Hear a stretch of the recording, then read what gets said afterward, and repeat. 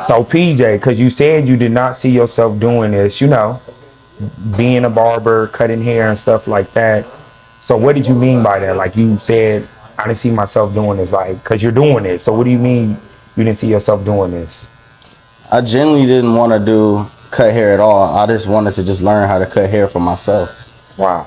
Because 100%, it costs to do something. It costs to get a service done. Yeah. You know what I mean?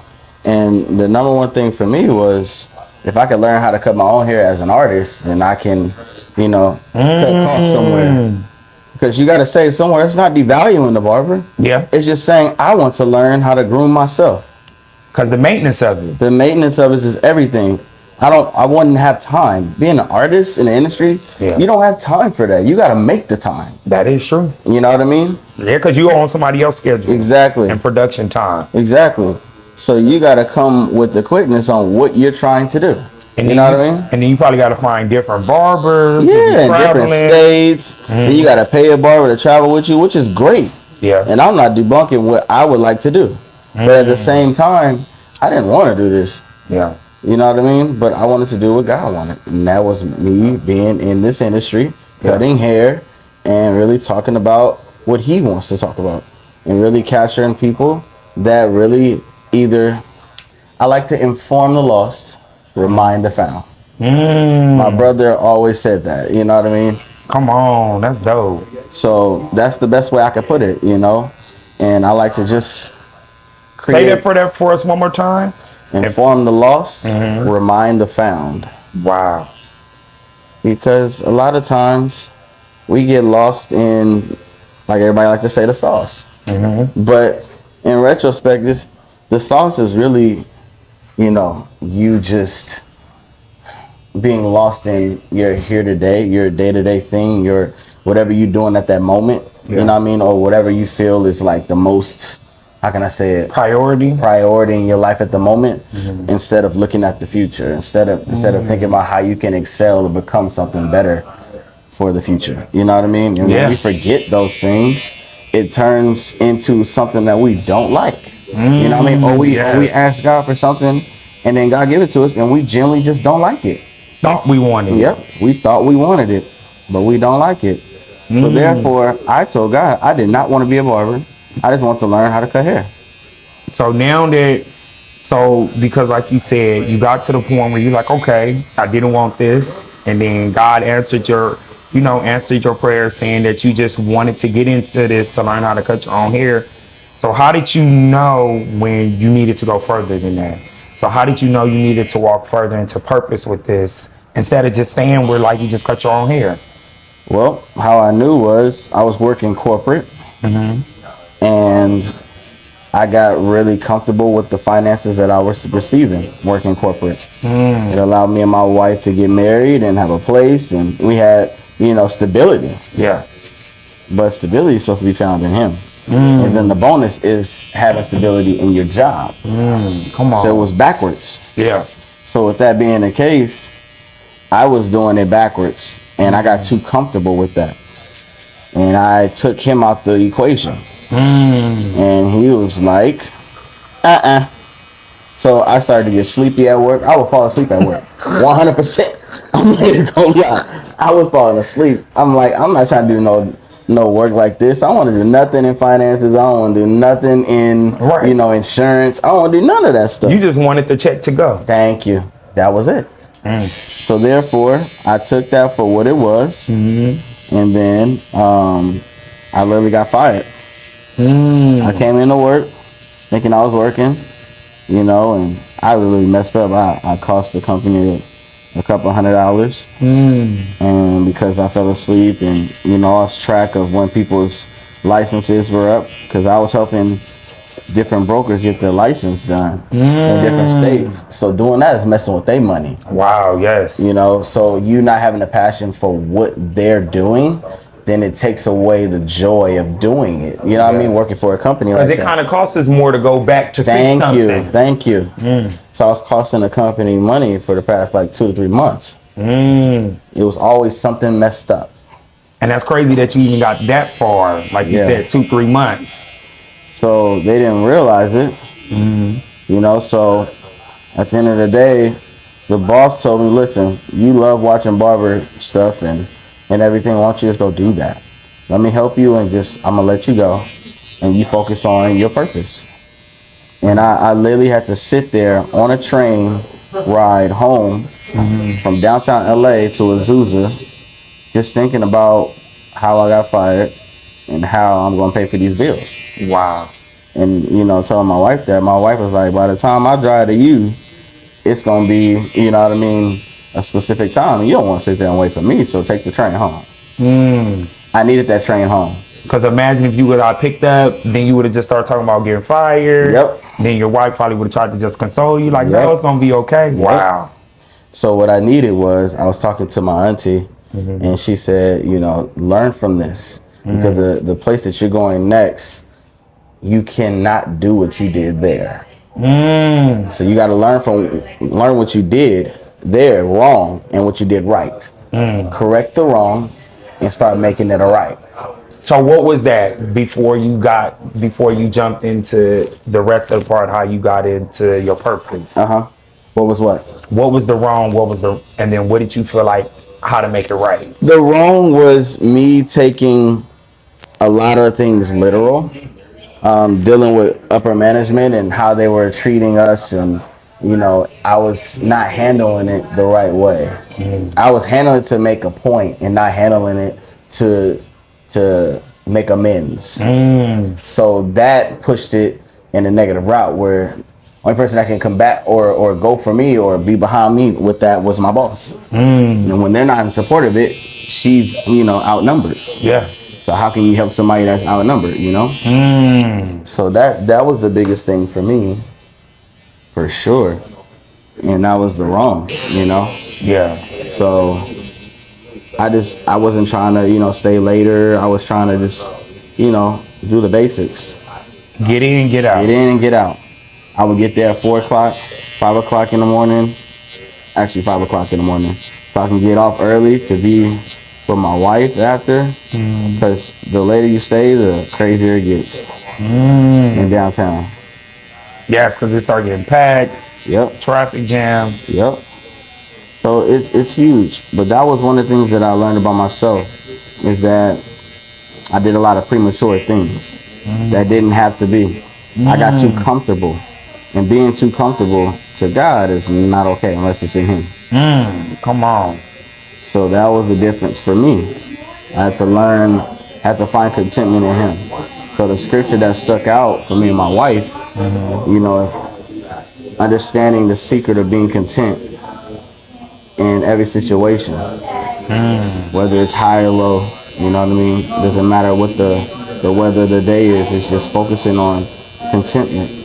But my contentment is in the Lord. Come on now. So with that being the case, it changes the way I operate. It changes the way that I function. And I wasn't really like giving God all of me. So when you're not giving God all of you, when you know that you serve God, you have to give Him all of you. Come on. You got to surrender yourself to Him. So when I didn't surrender myself, He showed up in a way that made me have to lean on Him more. Wow. You know? Because in order for me to get that job, I had to lean on Him. So why am I not leaning on Him when I have the job? Come on. So that's the biggest part. You know what I mean? Ain't it funny when we get pulled down, which feels like our lowest, and then we meet God right there? Yep. Come on. The funny part is we put ourselves in that. Right. And that's the part I didn't like about myself. That was a terrible point for me. Because if you really had love and passion for the job, you would have been still near. Thank you. And probably even grown and promoted. Yep. Wow. You know? But then with you having, because you know, when you lose a job, you tend to go back to what feels comfortable. So you could have went back into music, you know. So what gave you the motivation? What gave you the internal drive to be like, this is what's calling me, this is what I'm gonna do, and this is what I'm gonna be obedient to, as in becoming a barber in that process, in that journey? It was the support. You know, the church that we were going to, at the time, well, still is, You know, one of the guys in the church, his name is Will. Shout out to Will. But he encouraged me to go to barber school, and he gave me the money as a down payment to go to barber school. Wow. Because I didn't have the money at the time, so he said, I'll front you it. Wow. So with that being the case, so God, like, you ain't gonna have no excuse. you ain't gonna have no excuse at all. And I couldn't have no excuse.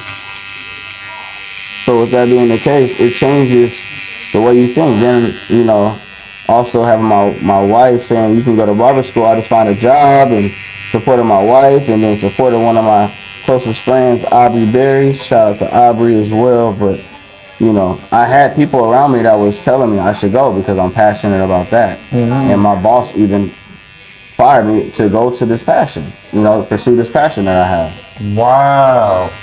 I didn't know I had it. Not even really firing you, more like letting you go, setting you free to go do what you need to do. Yep. Come on. So that made life easy. Really easy. Too many angels God sent for you not to hear it. Yep. Just like that, man. And I was held accountable. And then I didn't know how it was gonna go. And, you know, I went there just being a sponge, and I left there leaving an impact on students. Didn't know until the last day.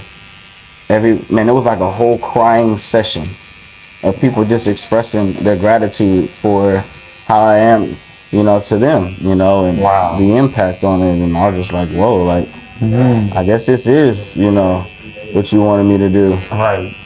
I just was not there yet, you know. So ever since that day, it really pushed me to wanting to have that type of community no matter where I go, creating that type of environment no matter where I went.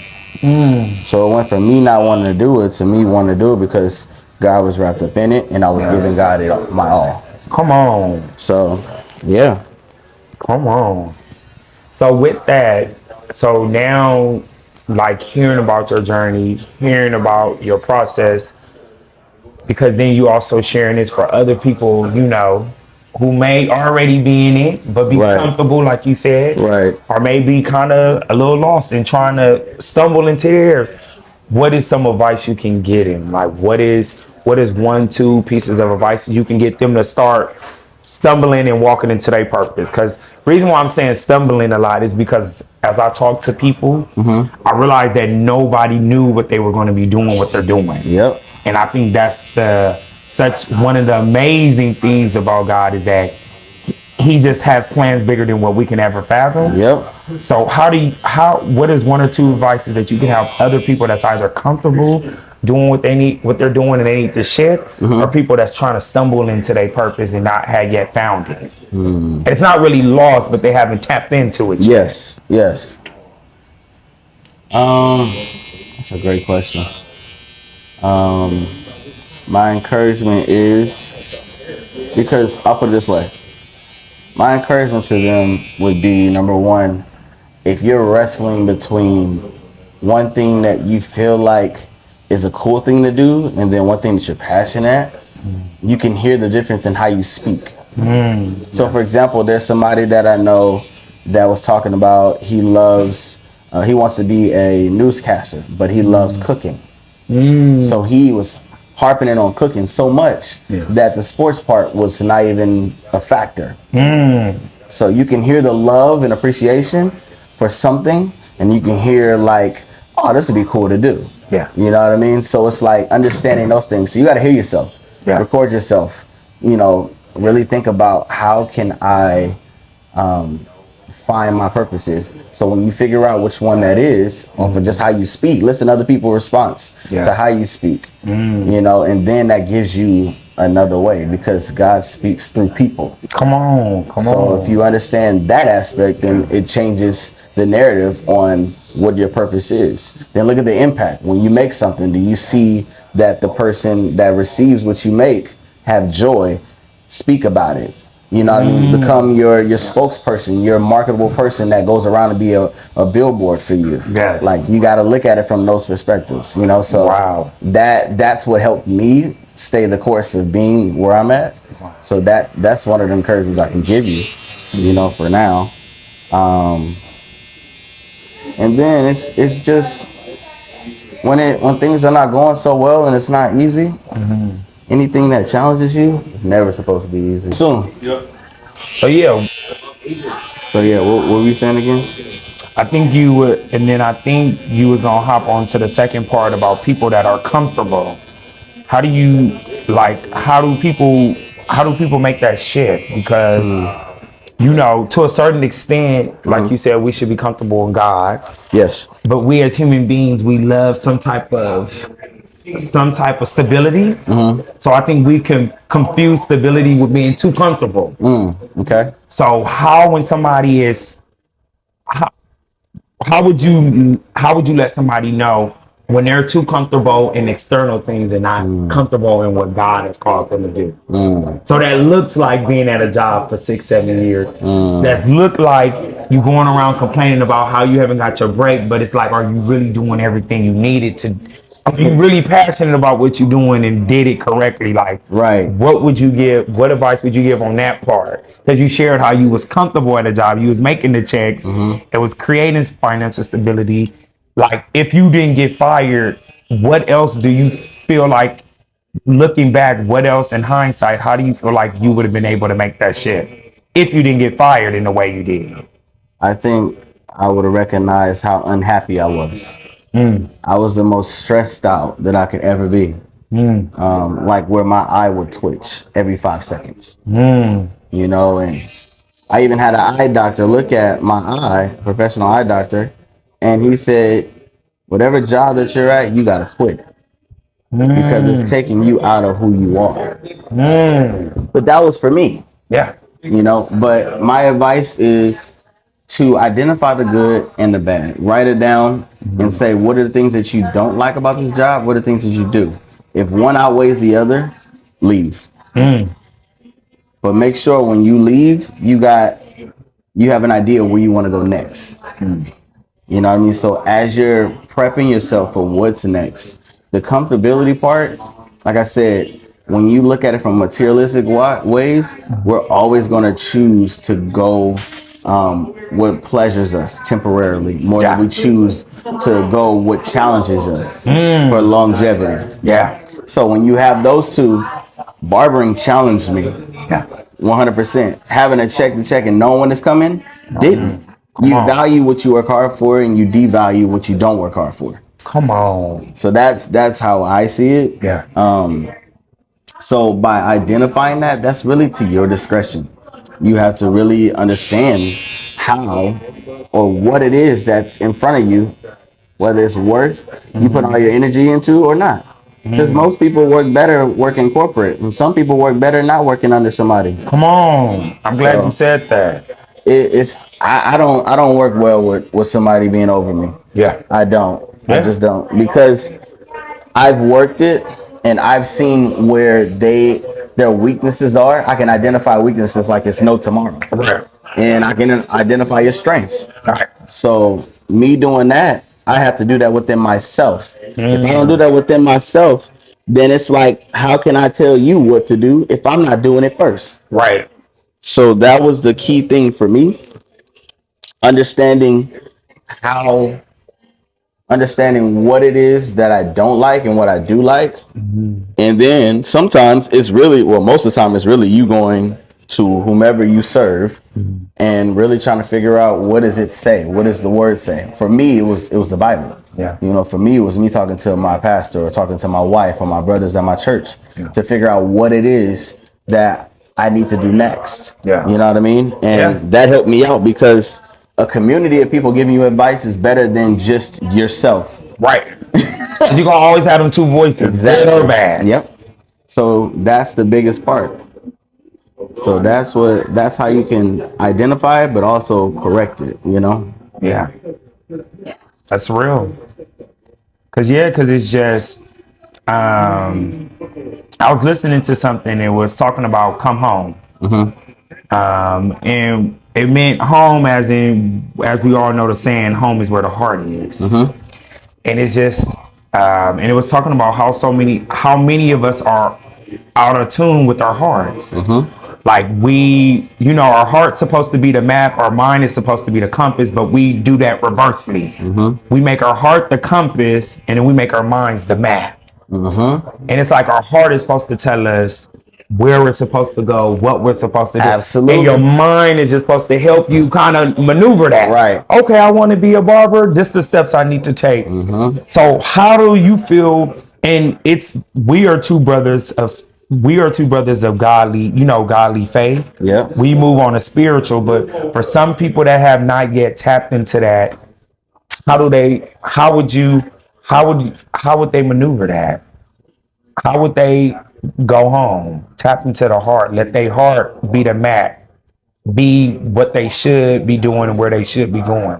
Well, it starts with heart position. You talked about the heart, but it starts with the heart position. So if your heart is not in it, then that should already lead you to understanding that your mind is not going to be all in it either, because your heart should be the thing that generates all of it. Your mind is supposed to think.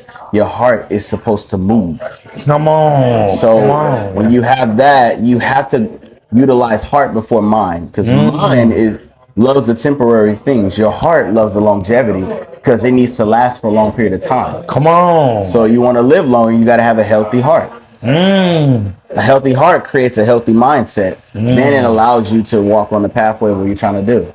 Come on. So if you think about it that way, that should give you an answer on how to move differently. You know what I mean? Yeah. Because, I mean, health and unhealth is like, think about it this way. You put your car runs out of gas, right? Yeah. And you're trying to run it till the wheels fall off, and you got gas money. You pass by 20 different gas stations, and you go off on a road that's not there, and you don't eat. You better go get gas before you get off road. If not, then that. Yeah. Or you think about oil. Your car is overheating.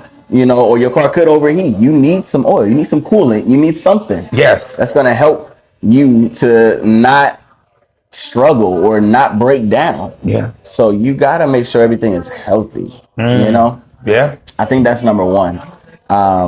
Say that last part of your question again, because I'm going somewhere. I think because it was about like following your heart for people that's been out of tune. Yes. But then for people that are not spiritual, because for us, we're going to go to the Bible, we're going to go pray, we're going to sit in stillness. So then I was wondering, how do people go about that? And then you was talking about, your heart posture. Yeah. And then you was going through that. So then I'm just wondering, people that are at crossroads or intersections, how do they get onto that, to that path? Like, okay, this is what I'm gonna do. I think it starts with self, though. Yeah. It really starts with understanding where you're at in life. If you are feeling like you need a new direction, you got to search for something new. You have to do something new. So maybe you have to go and find a mentor. Maybe you have to go and find a mother figure, a father figure, someone that can help guide you in where you're trying to go.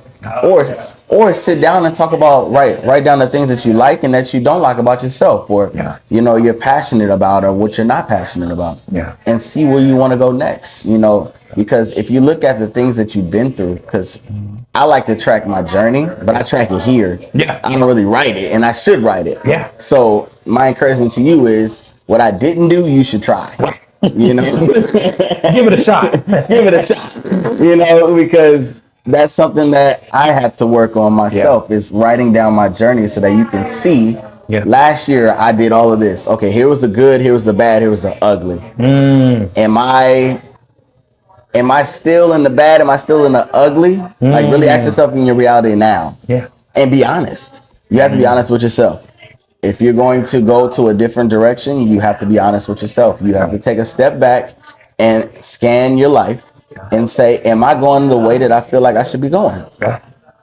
Because at the end of the day, if there is no savior in your life, then you have to be your savior. Come on. You have to find the source. Yeah. So people go by looking at books. Yeah. People go at, reading books a lot, or researching. Be resourceful. Yeah. Find information that helps you to get out of what it is. Whatever you struggle, whatever your life situations are. Yeah. You know what I mean? You can be houseless and homeless. I was that. I was legit that Yeah. for 8 to 10 months. Yeah. You know, and my wife is literally my witness. Yeah. You know, it's like I said, it's a heart position, but it's also understanding the situation and still finding joy in the hardship of what that situation is. And that helps you also have a good heart, Yeah. a healthy heart, Yeah. and a healthy mindset. Yeah. Because when you think that way and you're encouraging yourself, like, man, this is not where I want to be, but this is a part of my process to getting where I'm going. Right.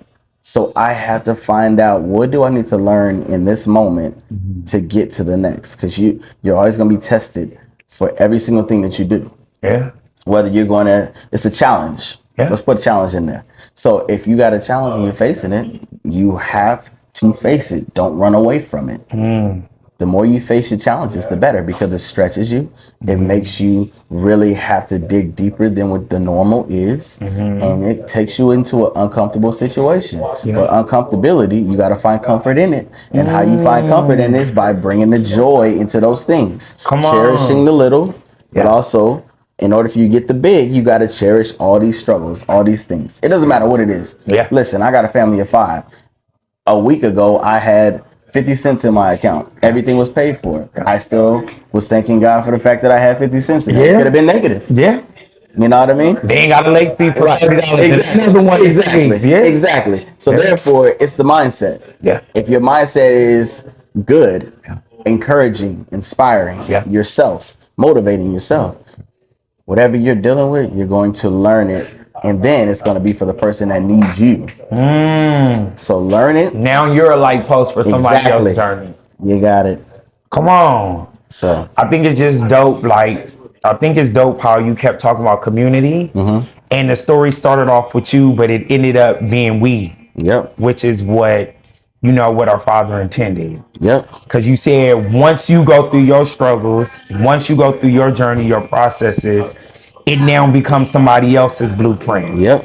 It now becomes somebody else's light post. Yep. For when they're in the dark, they can see something down that path that's showing a little light. Yep. So I just think all doable.